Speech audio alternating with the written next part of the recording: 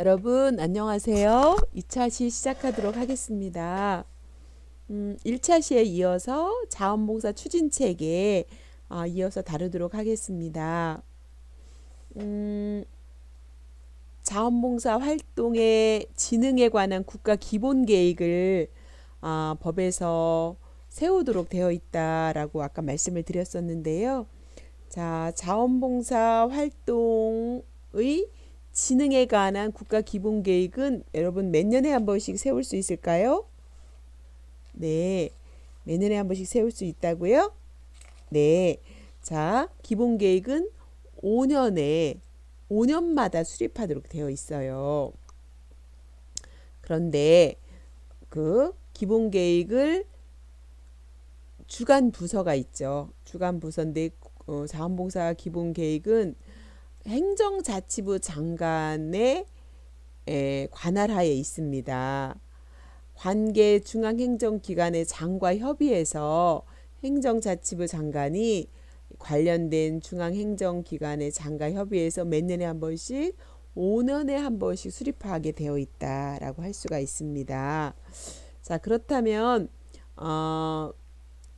어떤 부분을 수립하게 되어 있는지 좀 보도록 할까요? 첫 번째, 자원봉사 활동의 진흥에 관한 기본 방향을 설정하고요. 또 진흥에 관한 추진 일정을 어떻게 추진할 것인지, 그리고 관계 중앙행정기관의 자원봉사 활동에 관한 추진 시책을 정하게 되어 있고요. 그 다음에 자원봉사 활동의 진흥을 위하여 필요한 재원을 어떻게 조달할 건지 조달 방법과 그 밖에 자원봉사 활동의 진흥을 위해서 특히 필요하다고 인정되는 사항을 포함하여서 국가 기본 계획을 자원봉사 활동 진흥에 관한 기본 계획을 세우도록 법에 명시되어 있다라고 하는 여러분들이 방향을 아시면 좋을 것 같습니다. 자, 그 다음에 그렇다면 자원봉사 활동을 어떻게 장려하고 누구에게 포상할 것인가, 이 부분에 대해서 법에 명시되어 있는 부분을 보도록 하겠습니다. 자, 학교는 여러분 학생들이 자원봉사 의무로 되어 있잖아요. 몇 시간 이상 해야 된다라고 하고, 또 자원봉사를 통해서 또 대학을 가는 친구도 있고 이렇게 다양하게 있는데요. 학교는 학생의 자원봉사 활동을 권장해야 돼요. 활성화하고 권장하고 관리하고 이런 역할을 학교가 해야 되겠죠. 지도도 해야 되겠죠. 관리도 해야 되겠죠. 사실 이게 참 중요하다고 저는 생각하거든요. 제가 NGO 기관에서 천안 YWCA에서 제가 사무총장을 30대 때 했었어요. 근데 제가 자원봉사 학생들이 너무 많이 오는 거예요. 그런데 와서 늘 하는 게 뭐냐면 청소하고 마당 쓸고 뭐 이것만 하다 가는 거예요, 아이들이. 뭐 4시간씩 찡 끊어주고. 너무 의무적인데 의미가 없었어요. 그래서 제가 고민을 했어요. 이 청소년기 중학생 아이들이 청소년기인데 와서 청소만 하고 가는 게 큰 의미가 없을 것 같다는 생각이 들었습니다. 그래서 체계가 안 잡혀 있었어요. 자원봉사가 와도. 그래서 증만 해주고 이렇게 가다 보니까 무의미하니까 제가 프로그램을 만들었어요. 자원봉사 학생들이 오면 이들을 위해서 프로그램을 전문화시켜야 되겠다라고 생각해서, 중학생 하니까 떠오르는 게 뭐냐면 얘네들이 가장 관심 있는 게 이성교제잖아요. 이성에 대한 관심이 많은 시기라 그걸 잘 잡아주면 좋겠다 싶어서 이 친구들을 10명, 15명씩 묶었어요. 그래서 이 친구들에게 기관 오리엔테이션을 시켜주고 얘네들에게 이성교제에 대한 성교육을 시켰어요. 4시간씩. 그래서 뭐 당신은 어디까지 신체에 대해서 이성교제를 한다면 어디까지 허락할 수 있냐 등부터 집단 프로그램을 해서 4시간씩 이 친구들에게 교육을 시키고 또 토론을 시켰어요. 그래서 학교에서 배우는 거하고는 되게 다르게 재미있게 그렇게 했습니다. 그랬더니 이 친구들이 성장을 해서 나중에 저한테 피드백이 왔어요. 그 교육을 받고 다른 이성 친구를 만날 때도 존중하고 함부로 손을 잡는 게 아니라 동의를 구하고 이렇게 하게 됐다. 이런 이야기를 피드백을 받으면서 중고등학교에 자원봉사 왔을 때 이런 기관에서 기관의 특성에 맞게 프로그램을 개발해서 이들에게 어떤 인식 개선을 하고 삶에 영향을 주는 이런 프로그램을 체계화하는 게 참 중요하겠구나라는 생각을 했는데요. 지금 제가 드린 말씀은 자원봉사 활동도 와서 그냥 시간만 때우고 가는 게 아니라 지도하고 관리하고 뭔가 보람을 느끼고 갈 수 있도록 이런 것들을 함께 학생도 노력해야 되지만 자원봉사를 실천하는 그 기관에서 그래서 조정자죠. 사회복지사가 이걸 잘 전문화하고 체계화하는 게 중요하다는 생각을 저는 개인적으로 많이 했습니다. 자, 그래서 직장도 마찬가지예요. 직장인의 자원봉사 활동을 촉진해야 되죠.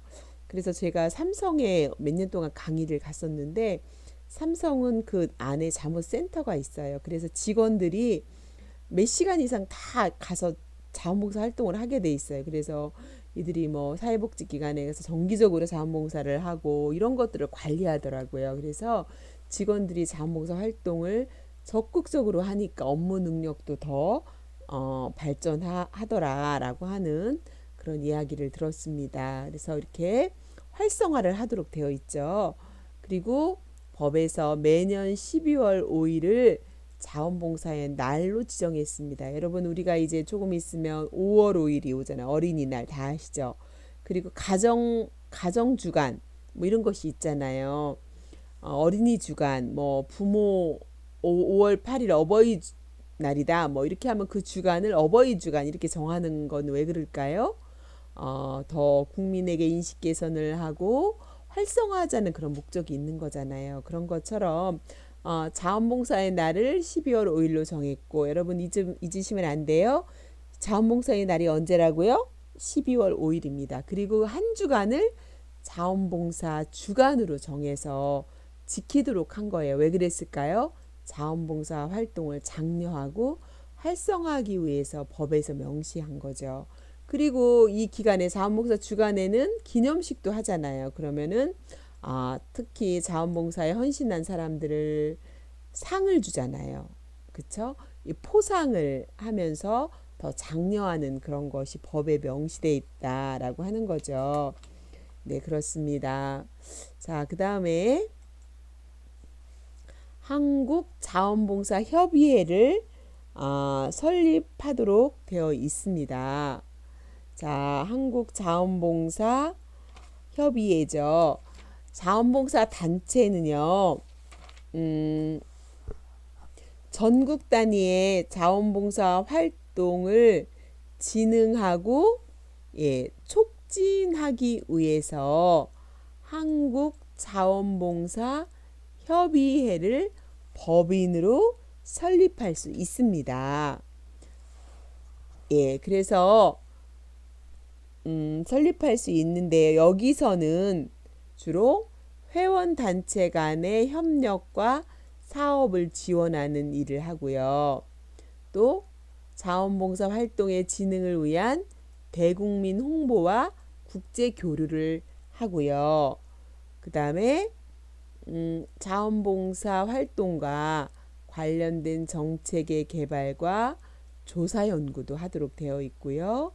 그 다음에 자원봉사 활동과 관련된 정책을 건의하도록 되어 있습니다. 협의회에서는.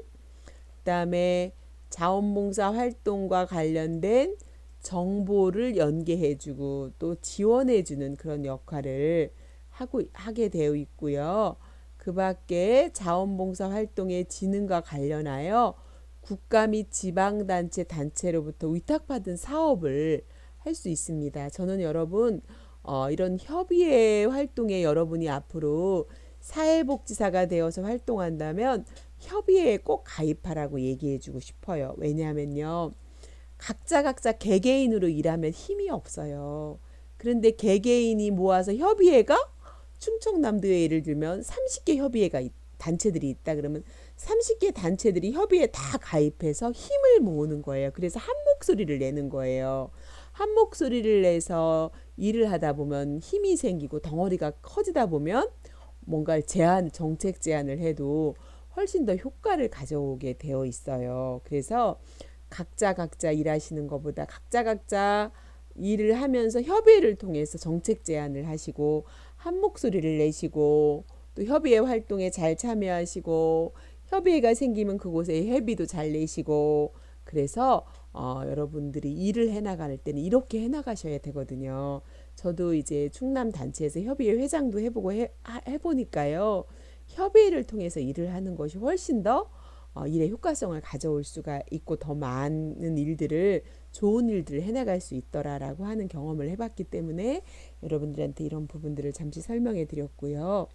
근데 이런 것들은 책에 나오진 않지만 현장에서는 되게 중요한 부분인 거를 말씀드리고 싶습니다. 자, 그러면 자원봉사 센터를 설치하고 운영하는 거에 대해서 말씀을 드리겠습니다. 전달 체계로서 여러분 자원봉사 센터를 설치하고 운영하도록 법에 명시되어 있는데요. 국가 및 지방자치단체는 자원봉사 센터를 설치할 수 있다라고 되어 있습니다. 그래서 여러분 사시는 그런 지역에서 자원봉사 센터가 있는 건 이 법에 의해서 설치하게 된 거다라고 할 수 있겠고요. 지방자치단체는 자원봉사 센터의 운영에 필요한 경비를 지원할 수 있다. 여러분 예산이 너무 중요하거든요.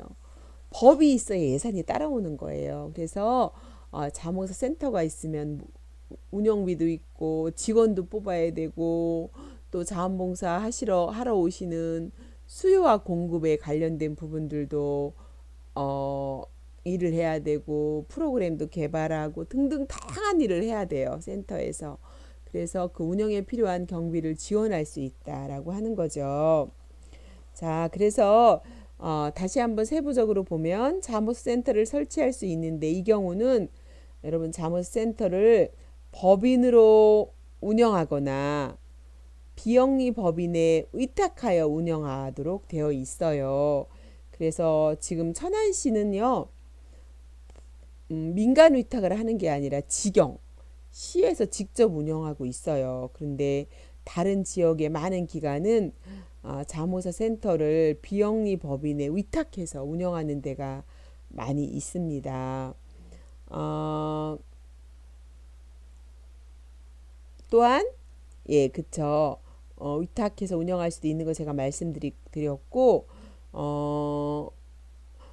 국가는 이런 센터가 설립이 됐다면 활성화될 수 있도록 적극 지원하고 노력하는 것이 필요하다라고 할 수가 있겠죠. 네, 그렇습니다. 자, 그렇다면 여러분들이 자원봉사 센터의 기능과 역할에 대해서 잠시 보도록 하겠습니다. 여러분 법에 명시되어 있는 것과 같이 자원봉사 센터를 설치하도록 되어 있다면 자원봉사 센터에서는 법에서 무슨 기능과 역할을 하도록 명시되어 있을까요? 자, 볼까요? 첫 번째, 수급 조정 기능. 그죠? 자원봉사자들을 수급하고 조정하고 또 기록하고 자원봉사자들이 자원봉사자 하려고 하는 사람, 필요한 사람 이런 것들을 이제 기록으로 다 해야 되겠죠. 그리고 이제 여러분 그 컴퓨터에다가 등록 시스템을 마련해서 등록하는 거, 그 다음에 자원봉사 활동을 할 때 지원해 주는 거, 그리고 자원봉사자를 양성하는 거, 그리고 이들의 연수시키는 거, 자원봉사 센터를 홍보하고 많은 시민들, 군민들, 도민들이 그쵸? 참여할 수 있도록 홍보하고 개발하는 거, 그리고 네트워크를 하는 거, 그다음에 조사 연구 활동을 하는 이런 것들이 자원봉사센터의 기능으로 명시되어 있다라고 할 수 있습니다. 그러면 이 기능에 따라서 역할이 있을 거예요. 자, 수급 조정이다. 그러면 수급의 역할, 안내, 기록 및 등록의 역할 이런 역할들이 다 있어요. 그쵸? 예를 들면 자원봉사 활동을 지원할 때 기자재가 필요해. 그러면 기자재를 준비해주고 장소도 대여해주고 이렇게 해야 돼요. 그리고 자원봉사 시간을 인정해줘야 돼. 그리고 자원봉사를 인정 및 보상을 해줘야 될 때가 있어요. 왜 보상? 예를 들면 표창을 한다든가, 그쵸? 시간을 부여 인정한다든가 이런 거죠. 그리고 상담 조언이 있어요. 그러면은 뭐를 해야 될지 저는 적성에 뭐 어떤 게 맞는지 모르겠어요. 막 이런 얘기를 한다면 조언을 해줘야 되겠죠. 정보를 제공해주고 이 사람이 뭘 잘하고 앞으로 진로는 어떻고 이런 걸 상담을 통해서 조언을 해주고 그리고 자료도 안내해주고 뭐 이런 것도 해줘야 되겠죠. 이런 것들 육성 조직 그래서 활동가를 지원하고 전세 프로그램도 설치해주고 교육 훈련이다. 그러면은 오리엔테이션과 자원봉사는 뭔지 제가 교육하는 것처럼 여러분들도 자원봉사 센터에서 필수 교육 최소한 4시간, 최소한 8시간까지는 해야 된다. 그래서 자원봉사에 관한 교육을 시키겠죠. 그리고 연수도 시키겠죠.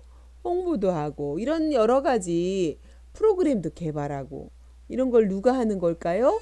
여러분 자원봉사센터의 기능이다. 이것이 자원봉사센터의 기능에 따라서 역할을 하는 거다. 그리고 구체적인 업무는 이런 업무다라고 하는 것들을 여러분들이 이해하신다면 자원봉사센터에 여러분들이 훨씬 더 접근하기가 쉬울 거라고 생각을 합니다. 자, 오늘 자원봉사센터의 기능과 역할을까지 2차 시에 여기까지 알아봤고요. 여러분들 또 3차 시에서 뵐 건데 2차 시까지 이 기능 역할까지 알아보시느냐고 수고 많으셨습니다. 고생하셨습니다. 감사합니다.